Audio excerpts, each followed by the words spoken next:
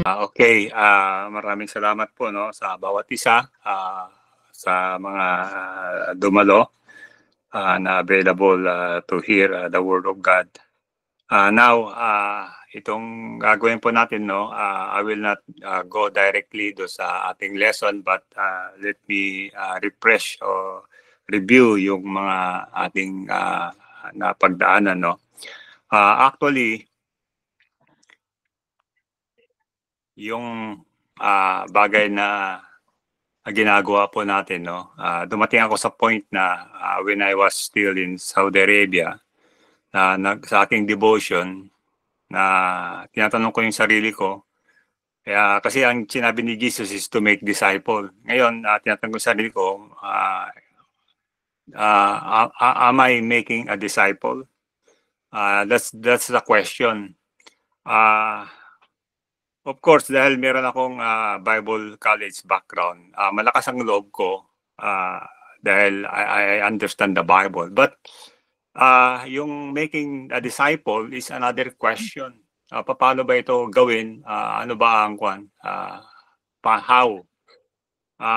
Ngayon, on the other hand naman, kasi anong nangyari ngayon, yung puro, puro program,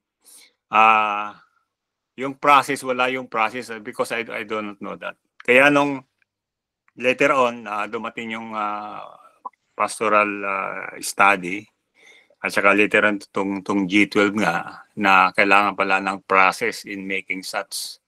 So, bali ang Panginoon pa rin ang nag-open up no all these things. Na sabi ko is not still late.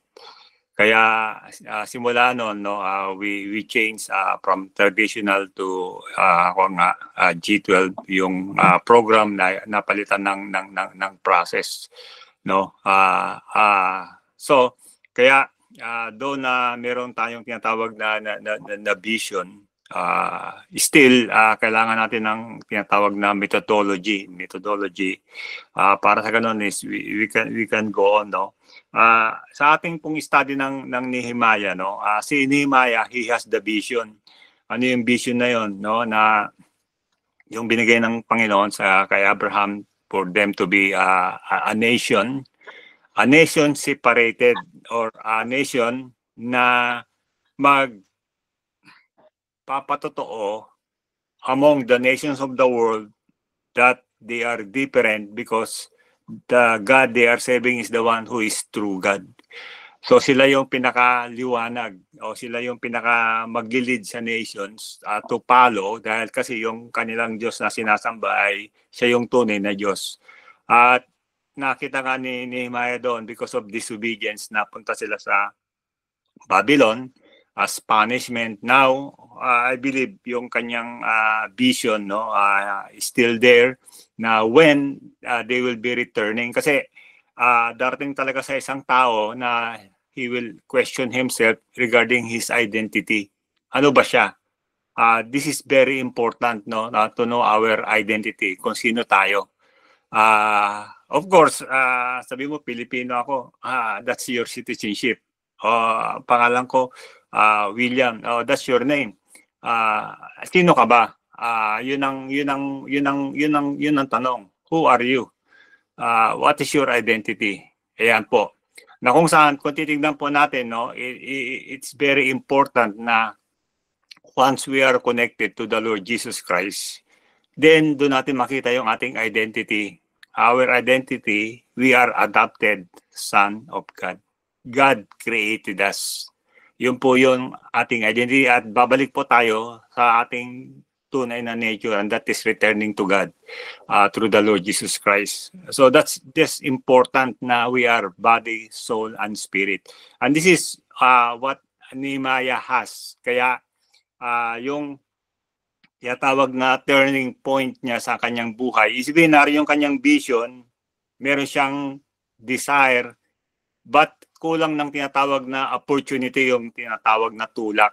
At nung narinig niya nga yung nangyari sa Jerusalem, he was moved. Kaya nga doon sa chapter 1, atin po makikita na he sat down and wept.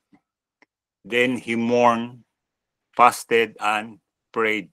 So yun yung tinatawag na turning point ng kanyang buhay, na kung saan sa isang tao, either you are called or you are appointed. Luke chapter 9 sa mga tinawag ng Panginoon, Luke chapter 10 sa mga inappoint ng Panginoon. So you are either called or you are appointed. Pero hindi ka naitulak. Iba kasi yung naitulak, no? So si Nehemiah, yun ang kanyang divine appointment. And from there, meron siyang vision. Then he made a plan. He sat down. Then kumbaga sa kwan, he wept because yung nangyari ka sa kanila, and he mourned over the sin, yung kanyang forefathers. So yun sila. Then he fasted, he humbled himself, and he prayed, he stepped his faith. So ito yung chapter 1. Now, yung kanyang waiting upon his humility before the Lord and stepping his faith, God honors his faith, his humility, and he touched the king. Ito po yung chapter 2, na kung saan the king being touched by God, pinayagan si Nehemiah to go with yung kanyang request na kailangan niya ng protection, military protection o escort along the way, kasi dangerous kasi mag-travel dyan sa, kumbaga sa kwan during that time. Kaya nga yung account sa Matthew na mga magi, meron silang mga tinatawag na security along the way. Pero mo, yung magi, they are carrying gold, walang security, that's a problem. Kaya there are 3 gifts, pero hindi 3 kings. Hindi 3 kings. A lot of people lang naroon. Marami, isang caravan yun. Kumbaga sa kanya, meron silang protection. Ganon din kay Nehemiah, they go by caravan. Meron silang military protection. Which is part ng hiningi niya sa Panginoon. At bukod doon yung tinatawag na materials. At nung dumating nga siya sa place, hindi siya nagsalita, but he simply sinurbay niya. At yung nga po, then minotivate niya yung tao to work. Then, kumbaga sa kanyang planning, dinisigate niya na kung sino who's doing what. At yun po yung ating chapter 3, na kung saan in every gate may mga tinatawag na mga assignment. Isibihin, naka-prepared na siya, hindi pa lang doon pag-uusapan. Is already ready, pinpoint na lamang. So ganun ang planning. Ibig sabihin, hindi na mag-uusap, wala na maraming meeting, kundi dinidesignate niya na. Why? Because he already planned before. Yan po yun sa chapter 3. Now, of course, alam natin, no, na pag merong tinatawag na something na gagawin, naroon palagi yung tinatawag na opposition, especially kung maganda yung idea. So naroon yung tinatawag na opposition na sabihin, no, hindi natin kaya yan. Oh, nako, mahirap yan. So everything, ibig sabihin, if you are fulfilling the will of God, i-carry mo siya, may mga opposition. At ito yung nangyari kay Nehemiah. Upon their building sa chapter 3, doon sa chapter 4, dumating din tinatawag na opposition. No? They're being ridiculed sa kanilang ginagawa. So yan po yung chapter 4, na kung saan hindi lang doon sa ridicule, no, but nakita niya yung tinatawag na internal problem, even yung mga gumagawa, no, meron din silang problem na in-address niya dito. Isibihin, yung tinatawag na internal problem, inayos siya muna, no, para sa ganon, kasi pag naging strong sila internally, then yung external problem, it will follow. At yung nga po, he deal with the problem dito sa internal, then external naman sa chapter 5. Then the enemy is still going on, no, do sa kanilang gustong i-prostrate yung kanilang ginagawa, at gumawa ng strategy ang enemy to stop the work, but merong wisdom si Nehemiah on how to deal with those challenges. Kaya in 52 days sa chapter 6, natapos po nila yung wall. Now, yung pagbibuild ng wall, hindi yun ang objective lang ni Nehemiah. Kasi yung wall is only part of it, no? Yung kanyang objective. Kinakailangan mayroong tinatawag na government in place Para sa ganon, ibig sabihin yung mga tao, they will have ng tinatawag na peace and order do sa area. Kasi yung wall is simply protection. Now, kinakailangan merong tinatawag na kaayusan inside the city. Ano nga putting the government. At yun po yung ginawa ni Nehemiah, na kung saan naglagay siya ng tao to assist him sa tinatawag na govern. Since na siya yung inappoint ng king, no, para mag-administer. At of course, when you put tinatawag na government o good administration, later on, kinakailangan yung pagbabalik ng gobyerno, kinakailangan yung pagbabalik ng salita ng Diyos. Kasi ito yung mag-govern sa bawat isa. No? At yung nga po yung nangyari, kaya nga yung sa chapter 8 ng Nehemiah, isibihin yung mga tao, they return to the law. Ayan po yung pag-observe ng feast. At napag-aralan po natin na yung Feast of Trumpet, no? At saka yung Day of Feast of Trumpet at saka yung Tabernacles ang kanilang ginawa. They return to the law. They return to the Word of God and they give the Lord yung tinatawag na submission at obedience sa kanyang salita at yung nagkaroon siya tinatawag na rejoicing. Now we come to chapter 9 na kung saan dito atin po makikita they assembled. Ito nga yung isang bagay na supposed to be na gagawin nila on the 15th day ng month ng 7 month, no, to humble before God. At yung nga po nila ginawa nga po nila itong coming together, no, na napag-aralan nga natin fellowship. So kailangan po ng mga nampataya to come, isibihin in assembly para to encourage one another. Yan nga po yung nangyari noon during the pandemic, no. They are preventing that. Kaya maraming nanghina, mga nandupaypay na discourage, no. Yung mga iba natakot. At yan nga po yung tinatawag na pagsubok o testing of our faith.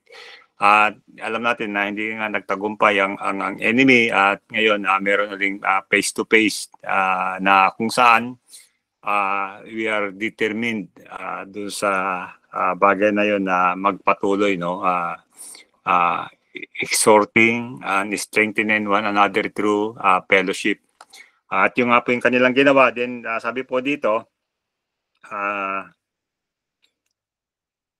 sa verse 1 bali ng chapter 9 yun, no, sabi dito, now on the 24th day of this month the Israelites assembled with fasting and in sackcloth and with dirt on their heads. They assembled, no, part ng fellowship yun, no, na kung saan is kailangan natin yun to assemble. Then yung tinatawag na fasting. So pinag-aralan po natin yung fasting na kung saan ito po yung simply humility and experiencing freedom sa Panginoon na we can operate doon sa mercy, justice and righteousness. At itawan natin yung tinatawag na greediness, yung katamaran, yung kawalan ng pananampalataya. Then we go doon sa tinatawag na overcoming the flesh and victory over sin as part ng ating fasting. At yung pinakahuli po yung tinatawag na spiritual warfare na kung saan whenever you fast, meron kang tinatawag na mga encounter, no? At ito yung pagpapalakas within us by putting those armor, ika nga, for us to be engaged in battle. Now, dito po, no, makikita po natin, sabi dito sa verse 2, the descendants of Israel or the sons of Jacob separated themselves from all foreigners. So ayan po. Isa sa mga dahilan, sinabi ko nga, God made a covenant with Abraham, no? Na kung saan pinaalis niya si Abraham in the land of Ur dahil alam natin yung land na yon, merong tinatawag na kasalanan. There's so much parang sin of idolatry, no? At tinawag niya si Abraham, and from him he will start a nation na lalakad sa pananampalataya, no?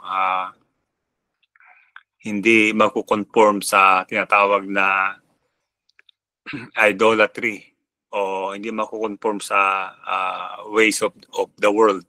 At through Abraham became a nation. So yung kanilang pagkakatawag, isibihin God separated them, no?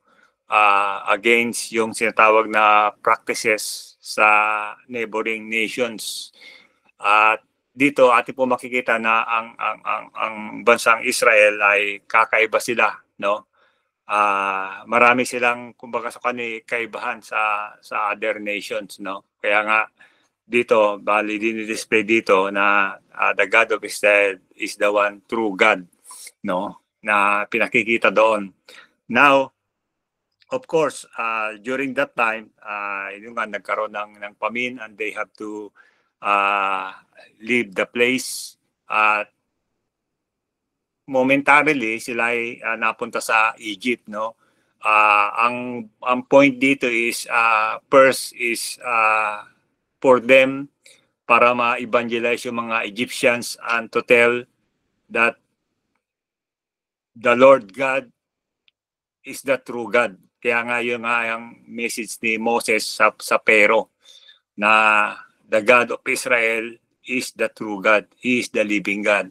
At ito ay inattest through miracles, signs and wonders. Kaya nga yung 10 miracles na nangyari for them to believe that the God of Israel is the true God. So, bali dito, pinakita, and yet hindi sila sumampalataya. We do not know kung may mga ilang Egyptian ang sumampalataya. Pero do sa movie na Ten Commandments, yung anak ni Pero na nag-adapt kay Moses, kasama nila na nag-escape sa sa Egypt. So we do not know kung naging mananampalataya yung nag-adapt kay Moses na kanyang mother, ay yung anak ni Pero, no? So we don't know yung mga iba pa kung may napasama pa na iba. But yun po yung isa sa nakita kong reason, no? At sabi nga ng Panginoon, dadalhin niya yung descendants ni Abraham to the land, yung Egypt, because the sin of the Amorites is not yet ripe. So ibig sabihin, dito ginamit ng Panginoon ang Israel, no, to yung evangelize mga Egyptians. Then sa time na nung lumabas sila, nag-perform ng miracles ang God. In fact, di ba, yung sa Jericho, yung babae doon, sabi niya, narinig namin kung anong ginagawa ng Diyos ninyo. Kaya nga nagtitremble sila, no? How God in-open yung Red Sea for them to cross. So ibig sabihin, yun ang mga breaking news during that time, that the God of Israel is the true God, is kumbaga sa living God na buhay, na totoo. At kaya nga, sabi nga nun, we already parang yung aming spirit nawala na. Ayan. Yung kanilang, yun ang sinabi niya doon sa spy, no? At natakot na sila. These people, they are coming. So, bali ang Israel, sila yung ginamit ng God to witness. At yun ang isang bagay na kung saan yung part ng identity. Kaya nga dito sa verse 2, ibig sabihin, they separated themselves from foreigners, no? Sa isang system, di ba, katulad sa operating room, uh, there is no foreign matter na dapat kasama doon. Kaya nga, di ba, yung mga doktor, yung mga lahat ng team doon sa pupunta sa operating room, lahat yan nag-i-scrub, naglilinis. No dirt inside, ika nga. Even din sa tinatawag na mga system, katulad sa water, merong filter, kasi no foreign matter. So, ganun din sa Israel, no foreigner. Ibig sabihin, dito atin po makikita rito no na kung saan na hindi ito ganong naunawaan. Nung bago-bago ako mananampalataya pa, siyempre kasi hindi ka gaanong yung sociable, mahihain o hindi pala salita, tahimik. Kaya hindi kayong engaging, no? Then nakuha mo pa ngayon na yung separation na you have to separate from the world. Di lalo na, no? Now, ito yung hindi tinatawag na balance o hindi malinaw, no? So ating bang kikita no sa life ni Jesus, no? He is separated of course with the systems or the evil system of the world, but he is with people. Ibig sabihin, katulad niyan, he went to the prostitutes, he went to the tax collectors, no? Na kung saan yung mga enemy niya around him, sabi ganun, if this is a prophet, kung ito ay propeta, ay bakit lumalapit sa mga maruruming tao, sa mga outcast ng society? Hindi niya ba alam to, itong mga tao to, mga makasalanan? Ayan, no? So atin po makikita, no, kaya nga yung tanong ni Jesus, who is my neighbor? Nagbigay siya ng kwando ng story dito, no, yung Samaritan, pinagsamantalahan, then yung Levite nakita, then umiwas, then yung pare o yung saserdote dumaan, umiwas din. Then yung Samaritan pala, yung Samaritan, nung nakita niya yung pinagsamantala na yun, kinuha niya. Then pagkatapos dinala niya, ginamot niya, dinala niya sa inn, no? So isipin yung Levite tsaka yung priest, masyado silang separatist, no? Isipin holy yung hindi ako kandiyan sa kanyan, isipin separated, no? So yung separation is separation, isipin sa kasalanan o sa tinatawag na evil o yung tinatawag na darkness, but you do not separate sa tinatawag na tao o yung made by God in His image. Yan po yun. Kasi kalimitan, ibig sabihin we disconnect with people dahil ito manginginom to o ito kanto siguro addict o mabisyo tong taong to. We tend to avoid these people, no? Hindi natin kinakausap, siguro hindi natin din. So kasi pag naging ganun ang problem o naging ganun ang mentality, no? Then we are missing the point, no?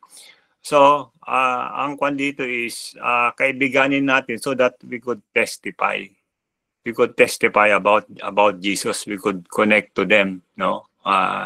Kung kailangan nila ng tulong, tulungan natin para makapag-connect tayo, makapag-testify tayo. They need also to hear the good news, katulad ng ginagawa ni Jesus na he went to the outcast, sa prostitutes, sa tax collectors, for them to hear the message. Yun po yun, nais niya. At hindi maging tinatawag na self-righteous o maging magkaroon ng Pharisaic thinking na sila yung malilinis, sila yung pinili. They have nothing to do with other people na hindi nila ka-level o hindi nila katulad, no? Yun po yung problem. So dito atin po makita sa verse 2, no, na they simply separated themselves, no? Ito po yung larawan na we separate ourselves, no, towards yung tinatawag na evil o yung libadora, no? But we connect two people. yun yung iba kasi yung 'di ba yung sabi tawag natin na iba yung sin sa sinner, no? Kung saan kung meron tayong alam na kumbaga sa loko o outcast, no? We need to talk to the person para makapag-connect tayo. Pero we do not participate do sa maling gawa o sa mali niyang kumbaga sa yung sa kasalanan ika nga, no? So, yun po yun na maging friendly tayo, no? For them, yung to hear the gospel. Ngayon, yung one time may nagkwento, sabi niya, Pastor, okay lang ba? Kasi itong si ganito, nung niyaya ng mga manginginom, sabi niya umupo siya. Tapos, sabi niya, kaya daw siya doon umupo para mag-testify nga sa kanila. Do you think tama yung kanyang ginawa? Kasi later on, pag binigyan siya ng tagay, magtatagay na rin siya. So, isipin, there's something wrong, no? Isipin, the guy is in the wrong place. Parang ganon. Hindi naman siguro ganon siguro yung kwan ganon, parang mga extreme. Sometimes, you need yung wisdom, no? Kasi pag marami yan, nag-iisa ka lang, most likely, madala ka. No? Pero kung tinatawag na one by one at may mga kasama ka, that's good. Sabihin na meron kayong tinatawag na puwersa. Kaya nga 'di ba yung sa Luke chapter 10, Jesus send them 2 by 2. Ito yung napaka-effective way ng evangelism na ginagawa ng mga Jehovah's Witness. They go by 2 by 2. Napaka-effective nito. Biblical yung kanyang ginagawa no, yung 2 by 2. Yun din po yung isang strategy no sa Middle East during the time nung malapit ako umalis. Nasabi nga doon yung missionary na from Korea na pumunta ng Turkey wala siyang kakilala, wala siyang anything, basta pamasahe lang dinala siya ng Panginoon sa Turkey, and from there nakapag-start siya ng ministry at Chinyales ngayon nasa Saudi Arabia. Sabi niya, narito na kayo eh. Bakit hindi kayo mag-spend ng at least 2 weeks sa inyong bakasyon? Pumunta kayo sa Jordan, pumunta kayo sa Egypt, pumunta kayo sa Israel, pumunta kayo sa Turkey, sa inyong neighboring Islamic country. You are already here in the Middle East. Hindi, wala na kayo sa Pilipinas. Napakalapit na ninyo. Bakit hindi kayo mag-spend ng 2 linggo? At yung nga po yung nangyari, no, na kung saan may mga team na pumunta doon during that time. Bali hindi po ako nakasama dahil during that time is palis na po ako, no. But yung preparation, yung initial na mga meeting, no, I followed that one, no, kung saan nakapagkuhan sila. Then yung isang bali estudyante doon sa pastoral theology, sabi niya, Pastor, nakasama ako, sabi niya gano'n. Napunta ako sa ang pinili ko Israel, no? Doon nga papatotoo sila sa mga Orthodox Jew. Yung may mga sombrero na nakaitim, sabi gano'n, yun ang nila, parang mga nagsiran sila doon. Then yung mga iba naman napunta ng Jordan. Doon yung sa Jordan na yung tradition nila na pag kumatok ka, tapos sabi mo, makikigamit ng comfort room. Then from there, may engage na sa talking o handaan ka na ng tea, conversation na, doon na introduction na ng gospel. So that's the way they approach, no. So kaya dito atin po makikita yung bagay, no, na simple yung mga Jew, they separate themselves, no, because it's important kasi na yung kanilang identity being called by God na they are different people, no. But tayo sa New Testament, no, we are called by God. Sabi nga, be holy for I am holy. Totoo po yun, that's our identity. But do not, kumbaga sa neglect also na magkaroon tayo ng tinatawag na connection sa to people, no, na ating babahagi na. Kasi kung maganda yung ating patotoo na friendly tayo sa ating community, then they will listen to us whenever we talk. So yun po yung meron tayong tinatawag na connection with them, no, to be friend with them, to help them, to support them, yung to extend some, kumbaga sa gifts sa kanila, especially nowadays, no, pag kumatok ka at nagbigay ka ng 5 kilong bigas, that is something, no. Then later on, kumbaga sa bisitahin mo, magpatotoo ka, then you are welcome. So this is the thing na bagay, no. But yung being separated. So this is at our identity as believers. So dapat po nating malaman, no, when Jesus was transformed, no, nagkaroon siya ng tinatawag na sa bundok, no, when he went doon sa bundok with Peter and James, no, kung saan he transformed himself. At yung sabi ni Peter, I will make you a boat, no. Dito atin po makikita, no, yung similarity nito. Of course, sinabi ng Bible na si Jesus, he was transformed from the inside going outside. Yung nangyari kay Moses na when he went to Mount of Horeb, to the mountain of God, na-minute niya ang God doon na 40 days. Moses was with God 40 days. Hindi po nabanggit doon, no, na I don't remember na meron siyang dalang tubig o uminom siya, no. Kasi si Jesus, when he was tempted in Matthew chapter 4, sinabi lang ng Bible, he was hungered. So it means merong tinatawag na form of hydration, na meron siyang dalang tubig o umiinom siya. Hindi nga lang siya kumakain. Pero si Moses, when he was in the presence of God, wala akong natandaan na he was hungered o na-mention doon, no. Hindi ko lang alam kung meron kayong nabasa. Isipin, in the presence of God, you will not have that kind of, I should say, yung pangailangan. At yung after meeting God for 40 days, yung mukha niya ay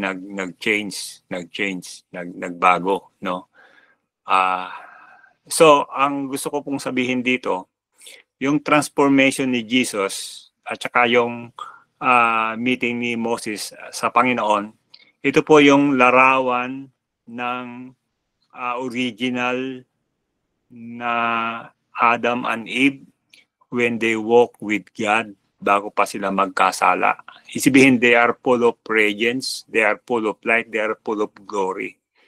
Ibig sabihin, if you walk with God, who is glorious forevermore, who is the light, ibig sabihin, yung katawan mo, dapat maging ganun kanya.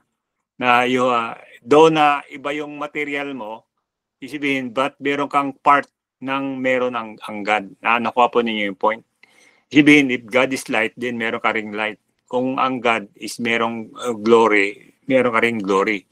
No, kaya nga, when they sin, nadaya sila o kumbaga naloko sila, then later on, yung tinatawag na deterioration, ibig sabihin yung light from them, unti-unti na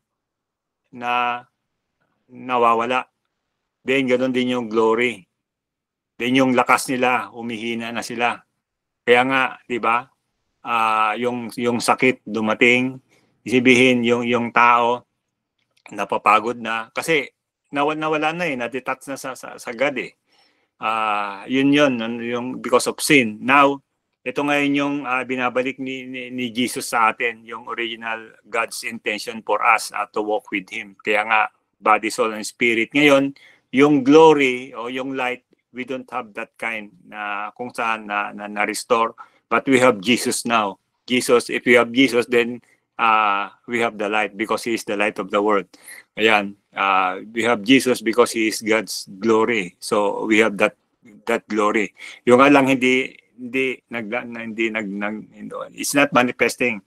No, but I believe whenever you are in the presence of God, ibig sabihin yung merong radiance yan eh.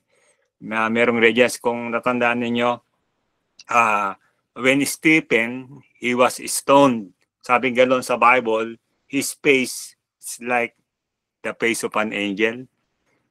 Yun ang glory niya, no, yung pag-spend ng, I should say, ng time sa Panginoon, yun sa kanyang presence, na kung saan nakakaroon ng tinatawag na transformation. So yung smile, na yung radiance na lumalabas sa face ng isang tao, that's already, I should say, the evidence, no, na itong na ito, kasi pag everyday ganon, so it means there is something with this person. Yung kanyang, kumbaga sa face speaks of what he is doing, yung to be with the Lord, yung spending time with Jesus. Yan, na nakukuha niya yung radiance ng God. Of course, sa prayer, sa kanyang praise, no, sa pagbabasa, sa pag-aaral sa salita ng Diyos. So yung ganun bali, is reflecting. So yun ang tinatawag na identity, that we are separated by God for His purpose, for His pleasure. Yun ang kanyang intention, separated people, holy. Kaya nga, di ba, sinabi ni Peter, you are a holy nation, a peculiar people. Ayan po, binanggit niya po. So, ayan po yung ating tunay na identity. We are people that's been separated by God. Yan po yun. Now, yan po yung ating nature, the divine nature that we have. Yeah, towards yung holiness, towards purity. But somehow, we have still relationship sa ating mga kapwa-tao. Yung kaya nga yung tinatawag na pagiging sociable, we also need connect sa mga unbeliever para for us to witness, para makapag-witness tayo. Ayan po. Huwag tayong magagalit sa kanila o to disconnect, kasi pag meron ng gap, paano tayo makakapag-witness? So yan po yung problem, no? So we continue to have that kind of connection para for us na tayo makatawid at may share natin ang good news sa kanila. But somehow we need to know our identity, that we are called, we are holy, we are called people, even we are separated because the God who called us is holy. Ayan po, yun po yun ang nais ng Panginoon, that we will walk in His light, we will walk in His glory, we will walk in His blessing. Ayan po, because that's our nature, yung ating tinatawag na divine nature. Kaya sila, in verse 2, they separated themselves from all foreigners. All foreigners. Kumbaga sa that's simply stepping in faith, na realizing who they are, kung sino sila at kung ano yung kanilang pagkakatawag bilang people of God, people of light, citizens of the kingdom. They are part of the kingdom, no? Kung saan merong tinatawag silang peculiar life o different life, just like their masters. Ayan po. So, as we follow Christ, of course, siya yung susundan natin, siya yung susundin natin, yung kanyang display na buhay, no? Okay, dito muna po tayo mag-i-stop kung saan dito sa verse 2, that they separated themselves from all foreigners. So dito muna tayo mag-i-stop, no? Then we will continue next Thursday. Kung sino po yung merong gustong idagdag, kung merong pong gustong mag-comment, I'm opening now yung opportunity para kayo po ay magsalita. Just mag-unmute po kayo, then magsalita po kayo. Okay? Anybody na gusto magdagdag dito sa ating pinag-aralan po ngayon?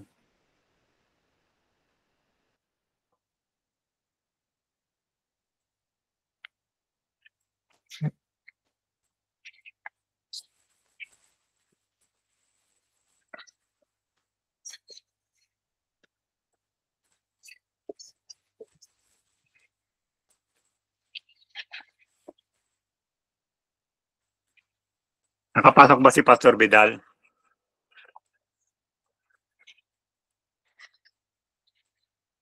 Pastor Vidal, narito po kayo? Wala po, Pastor. Hindi nakapasok. Apo. Okay, anybody, bago tayo mag-pray, any comment?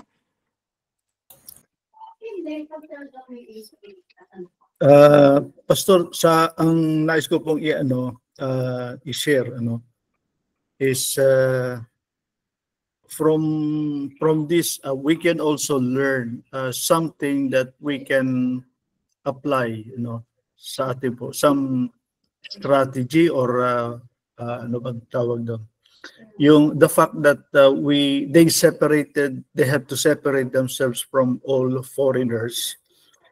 It implies na they have to be focused only on one thing. Yung foreigners are something that are outside, alien, walang kinalaman or hindi dapat kasama in our daily life, in our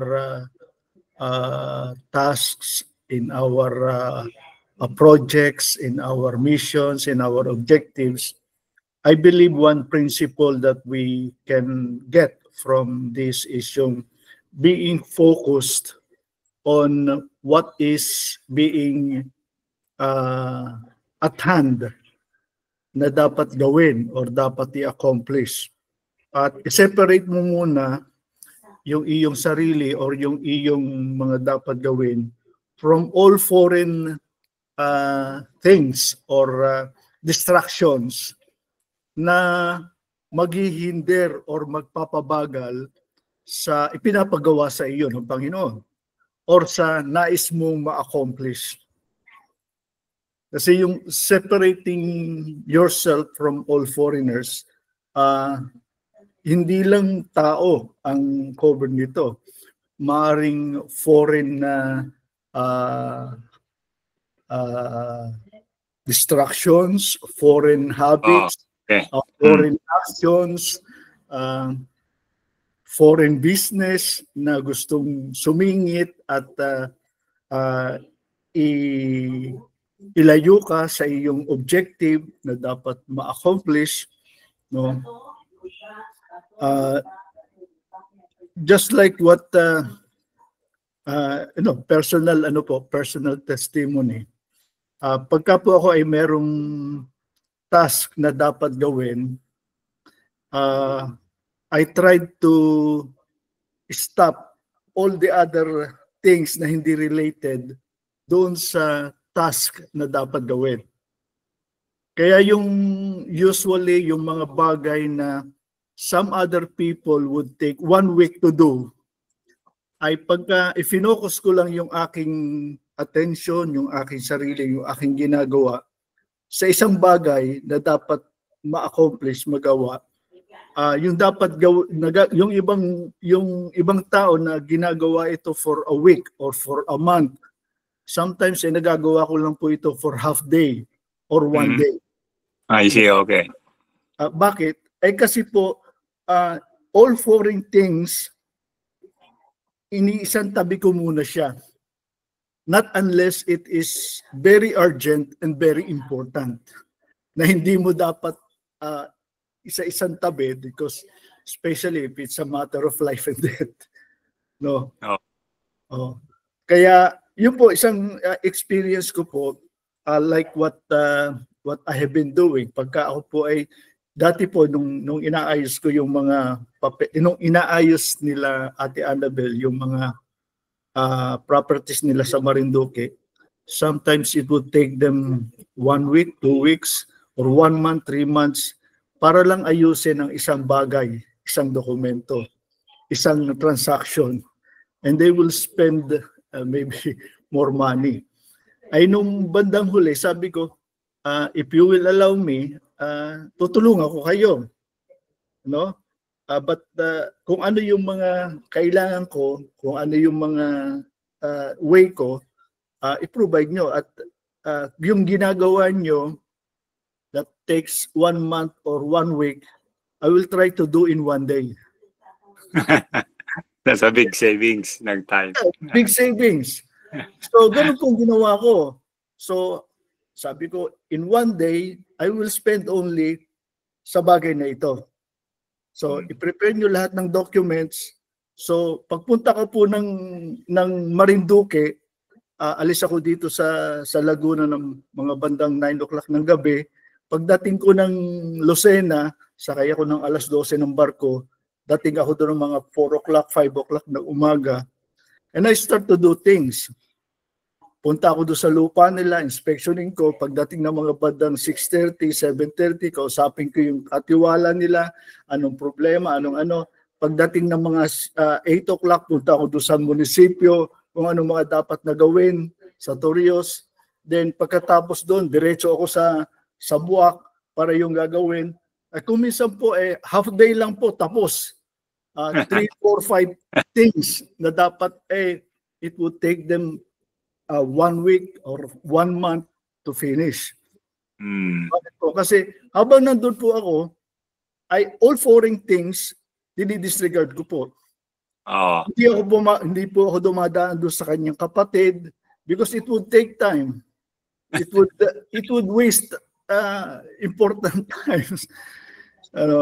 Hindi po ako dadaan doon sa mga bagay na hindi naman po related doon sa gagawin.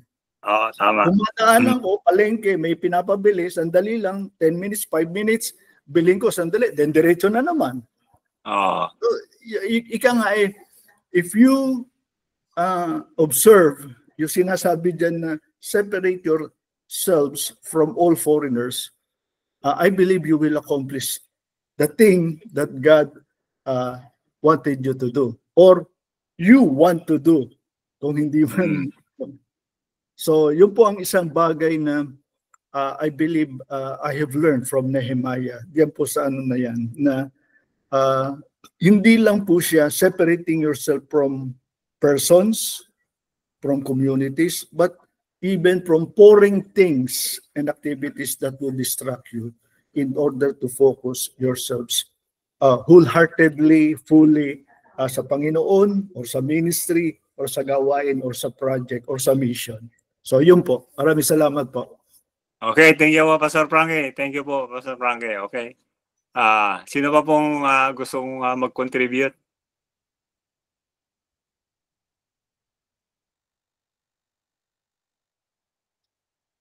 Okay, wala na po. Alright. Tayo po ay mananalangin, ano? Pastor Justin, okay. Speak up, Pastor Justin. Hello po. Sige po, you have something to say. Apo. Ano ko lang po din sa sinabi ni Pastor Frankie na parang tama nga po siya. Parang na-connect ko yung sa Luke 9:23 po na yung sabi ni Jesus na we have to deny ourselves first bago po tayo makapag-follow kay Jesus. So, pag may pinapagawa si Lord, kailangan nga talagang tanggalin yung mga foreign na ng mga bagay-bagay. Yun na nga po yung deny ourselves para ma-pick up natin yung cross niya at makapag-follow ng maayos. So, yun lang naman po. Na-connect ko lang po. Okay, maraming salamat po, Pastor Justin. Okay, alright. Meron pa pong hahabol?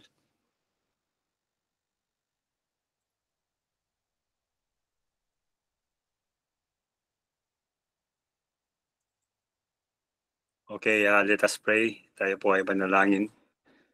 Praise you, Lord God. Muli, Panginoon, sa iyo, Panginoong kabutihan, sa iyo, Panginoon, Lord God, kahabagan at patuloy na katapatan sa amin, Lord God. Kung paano ka, Panginoon, Lord God, kumilos at gumawa, Panginoon, kay Nehemiah, na aming Panginoon, Lord God, patuloy, Panginoon, na pinag-aralan ng Diyos. We pray, O Lord God, na kung saan makita po namin, Panginoon, our identity, Panginoon, O Lord God, na tinawag mo, Panginoon, Lord God, to be with Jesus, to be like you, Lord God, for you are holy, na, Lord God, ang aming Panginoon, paglakad, Panginoon, Lord God, na merong kabanalan, merong kalinisan, Panginoon, at pagkatakot sa iyo, O Diyos. At ganoon din, Panginoon, Lord God, whenever, Panginoon, we give ourselves to you, that we will be away from any distraction, O Lord God, na kami nga po, Panginoon, O Lord God, ay magbigay, Panginoon, Lord God, with all of our hearts, Lord God, that we will give 100%, Panginoon, of these things, Panginoon, to you, O Lord God, that there's be no distraction, but simply, Panginoon, O Lord God, yung giving ourselves wholeheartedly, O Lord God.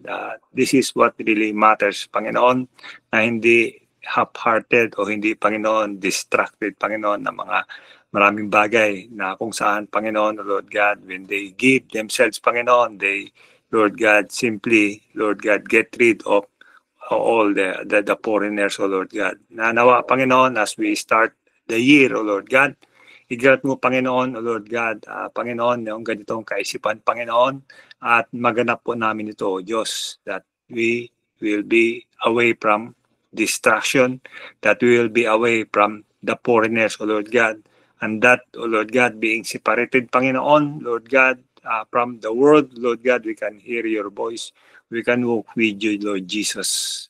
At sa iyo, Panginoon, pagtuturo sa amin, Lord God, continue, Panginoon, to anoint us. Continue, Lord God. Lord, yung forgiveness of our iniquities and healing of our diseases, redeeming our life from destruction, and crowning us with loving kindness and tender mercies, and satisfying our mouth with good things, so that our youth is renewed like the eagles. Lord God, muli, Lord, as we start the year, Panginoon, patuloy, Panginoon, Lord God, grant us, Panginoon, Lord, the healing, Panginoon, the wellness, the wholeness. Salamat po, Panginoon, Lord God, sa kalusugan, sa kalakasan, Panginoon, sa katalinuhan, sa wisdom na yung pinagkakalob, Lord God, and I speak, Panginoon, protection, Panginoon, sa bawat isa, O Lord God, na yung anghel ang mag-iingat, magbabantay, Panginoon, wherever we are, Panginoon, on the street, on the road, Panginoon, O Lord God, na naroon, Panginoon, ng anghel, Panginoon, na magbabantay, Panginoon, mag-iingat pa sa bawat isa, and I speak, Panginoon, Lord God, continually, the blood of the Lamb to cover us, and Lord God, protect us, O Lord God, even cleanse us, O Lord God. Patuloy, Panginoon, Lord God, that your hand be upon us and that you will give us good success sa taong ito, O Lord God, sa aming pong mga gagawin. Lead us and guide us na kami nga po, Panginoon, patuloy, Panginoon, lumakad sa iyong banal na salita, sa iyong Santong Espiritu that will be sensitive to hear your voice, O Lord God. And I speak, Panginoon, peace in every home, Lord God, na patuloy na ang kapayapaan, Panginoon, ay maganap, Panginoon, sa bawat tahanan, that there will be food on the table, clothes on the back, and roof over the head, O Lord God, ng bawat member. And I speak, Panginoon, patuloy na joy, Lord God, peace, Panginoon, to everyone, O Lord God. Salamat po, Panginoon, for the good relationship that we have, Panginoon, na sa bawat isa, Panginoon, O Lord God, that we could love people, we can forgive people, Lord God, as you have loved us, as you have forgiven us, O Lord God, so we do, Lord God. Salamat muli, Panginoon, Lord God, for the victory na ipagkakaloob mo po sa amin, as we pray in the mighty name of Jesus. And all God's people say, Amen. Amen. Amen. Amen. Okay, maraming salamat po sa inyong pagdalo. Yung may mga oras pa na gustong mag-sharing, you can stay. Yung may mga gawin pa, see you next Thursday. Okay, bye-bye. Thank you po. Thank you po, Pastor William. Thank you po, Pastor Jorge. Thank you. Pastor.